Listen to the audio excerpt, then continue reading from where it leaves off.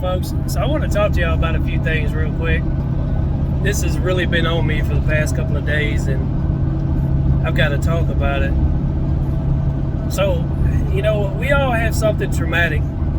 Well, most of us have something traumatic that happens to us, if not once, multiple times. And it seems like it doesn't matter what age it happens, it imprints in your brain and it just won't go away.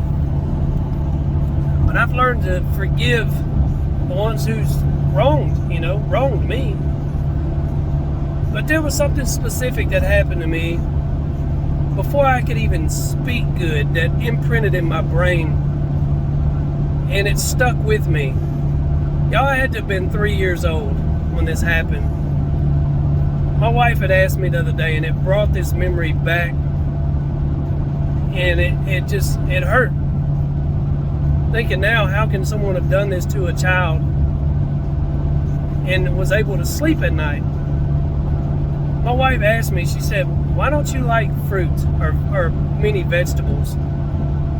And it's like you see in the movies, it's just flash of a memory comes to my brain. This lady at this daycare that my parents had me in, and I couldn't tell my parents what was going on. I could barely even speak. But I have to tell y'all this story. I don't know why this lady didn't like me. I really don't. But she used to duct tape me to a high chair and force feed me fruits and pineapples and just every little thing you could think of that I don't eat now. Apples. I mean, not bananas. I'll eat bananas now. But all the other things, watermelon, all these other things. So now when I taste these things, it brings that memory back and I have to spit it out. I don't want it. But she would do that. And then she would feed me to the point where I would throw up. And then duct tape my mouth.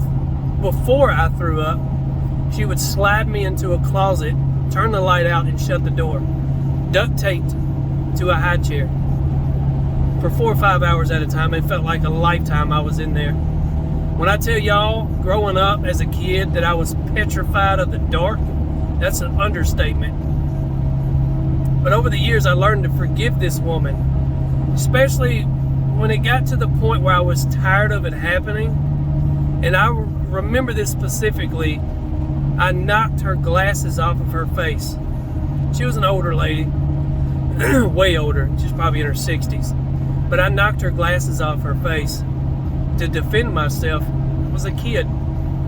She sued my parents for $500 for breaking her glasses.